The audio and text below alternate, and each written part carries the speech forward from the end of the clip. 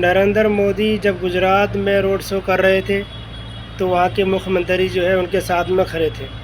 जब राजस्थान में road show कर रहे थे तो वहाँ के मुख्यमंत्री खड़े थे उनके साथ में। जब पटना में बिहार में जब रोड शो कर रहे थे तो वहाँ के नीतीश कुमार ही गायब हैं। आखिर क्या वजह है, किस वजह से ये गायब हुआ है? देखो, प्रज्ञा मिश्रा ने क्या खूब बताया इस कहानी को, पूरी तरह से सच्चाई। आखिर क्या है सच्चाई, देखो इस वीडियो को।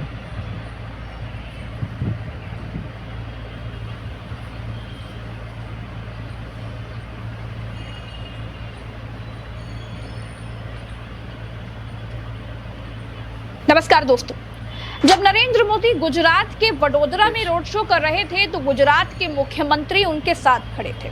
जब राजस्थान में रोड शो कर रहे थे तो वहां के मुख्यमंत्री भी उनके साथ खड़े थे। लेकिन जब मोदी पटना में रोड शो कर रहे थे तो उस रोड शो से नीतीश कुमार गायब थे।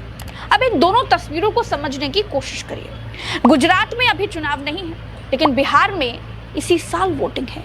मोदी जी गुजरात में पूरे भौकाल के साथ शक्ति दिखाते हैं, लेकिन बिहार जहां भौकाल दिखाना जरूरी था वहां अपनी कार की अगली सीट पर बैठे बैठे ही रोड शो कर डालते हैं। जिस राज्य में मोदी जी थे वहां एनडीए की सरकार है।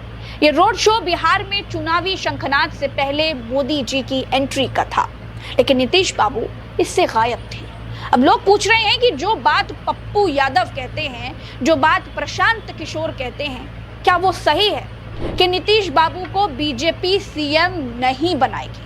अब जरा उस तस्वीर को याद कीजिए दोस्तों, जब दिल्ली में नीतीश कुमार मोदी जी से कुछ कहने की कोशिश कर रहे थे और मोदी जी उन्हें इग्नोर कर रहे थे। क्या अब इस बात पर मुहर लग गई है कि नीतीश कुमार 2025 में बिहार के अगले मुख्यमंत्री नहीं बन पाएंगे? देखिए, मैंने पहले भी कहा है दोस्तों कि बिहार में बीजेपी के नेता हो या चिराग पासवान या जीतन राम मांझी, कोई भी नहीं चाहता कि नीतीश सीएम बने। और अब तो मोदी जी ने संकेत भी दे दिए हैं। अब सोच कर देखिए दोस्तों, इस 6 किलोमीटर के रोड शो में अगर मोदी जी किसी रथ पर सवार होते, बगल में उनके नीतीश कुमार होते, तो ये तस्वीर जेडीयू को कितना सुकून देती, नीतीश कुमार को कितनी राहत मिल जाती। मगर मोदी जी अपने इस दौरे से, अपने इस रोड शो से नीतीश कुमार को टेंशन जरूर दे गए हैं।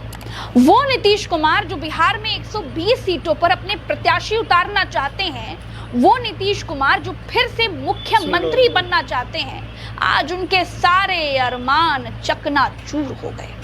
अब नीतीश कुमार को यह समझ लेना चाहिए कि मोदी और शाह किसी भी कीमत पर उनको कुर्सी पर तो नहीं आने देंगे, क्योंकि गुजरात लॉबी नीतीश नहीं बल्कि मोदी जी के चेहरे को बिहार में बड़ा करना चाहती है। क्या कहते हैं इस पर वरिष्ठ पत्रकार अशोक वानखेड़े, जरा उनको भी सुन लीजिए। ये नीतीश कुमार के it's a beginning of the end of Nitish Kumar era. ये नीतीश कुमार के पूरे कार्यकाल के समाप्ति की शुरुआत है। उनका स्वास्थ्य, उनके पार्टी में पूर्ण रूप से बीजेपी के स्लीपर सेल का भरना, उन्हीं के हाथ में पार्टी की बागडोर। तो अब बिहार में सिर्फ मोदी का नाम बेचे नीतीश कुमार ने, और जैसे जैसे चुनाव नजदीक आएंगे वैसे वैसे देखेंगे आप। लेकिन और नीतीश कुमार को है कि हम नीतीश कुमार के चेहरे पर चुनाव लड़ेंगे, उनके नेतृत्व में चुनाव लड़ा जाएगा। सही बात। नेतृत्व में उनके चुनाव लड़ा जाएगा। क्या अगले मुख्यमंत्री वो होंगे क्या? तो बोलते हो पार्लियामेंट्री बोर्ड तय करेगा। इस पे कुछ नहीं बोलते, इसमें कुछ नहीं बोलते। ये एक ऐसे पॉइंट पे जाके नीतीश को छोड़ेंगे कि नीतीश जी के पास सिवाय मजबूरी में इनके साथ इनके टर्म्स कंडीशन पे जाने के सिवा कोई रास्ता नहीं होगा।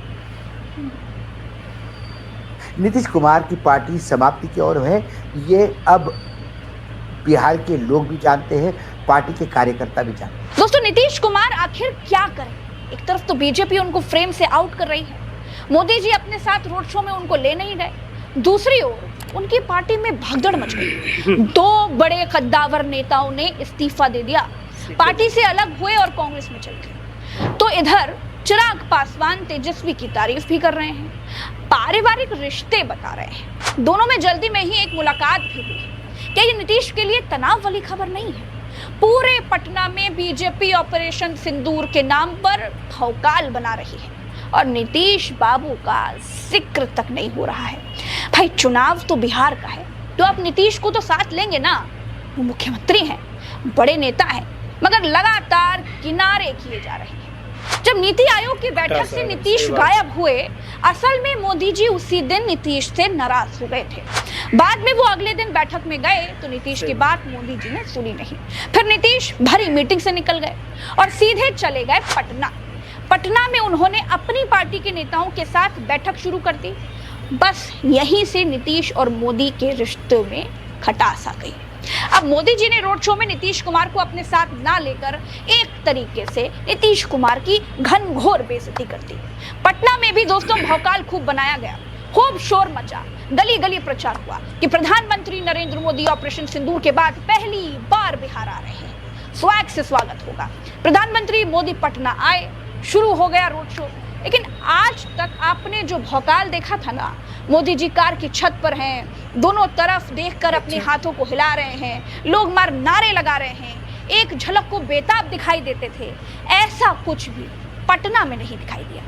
मोदी जी का रोड शो होने का मतलब था कि दोनों तरफ भीड़, शोर मचाते लोग, आरती की थाली लेकर खड़ी हुई महिलाएं, मगर ये वाला जलवा पटना में नहीं दिखा दोस्तों। सुना है कि 20 जून को मोदी जी फिर बिहार आएंगे। अब चुनाव है तो मोदी जी का आना जाना तो बनता ही है, रैलियां होंगी, रोड शो होंगे, मगर जैसे जैसे चुनाव नजदीक आएगा वैसे वैसे नीतीश बाबू किनारे होते रहेंगे। 43 विधायकों वाले नीतीश कुमार आज अपनी सियासत के सबसे मुश्किल दौर में खड़े हैं, जहां उनकी पार्टी में लगातार बगावत है। संजय झा और ललन सिंह बीजेपी दरबार में नतमस्तक दिखाई देते हैं। मनीष वर्मा की पार्टी में चल नहीं पा रही है। नीतीश कुमार स्वस्थ नजर नहीं आ रहे हैं, कभी ताली बजाने लगते हैं, कभी राष्ट्रगान में चुहलबाजी करते रहते हैं। ऐसे में नीतीश कुमार और उनकी पार्टी का भविष्य आप खुद भी समझ सकते हैं। बिहार में बीजेपी जो करना चाह रही है वो हर किसी को पता है, कोई बोले जो है। और अब तो नीतीश कुमार को भी नवंबर के बाद अपनी कुर्सी खतरे में नजर आने लगी है। तो चलिए दोस्तों, आज फिलहाल इस वीडियो में मेरे साथ इतना ही। अपने चैनल उल्टा चश्मा यूसी को सब्सक्राइब करिए।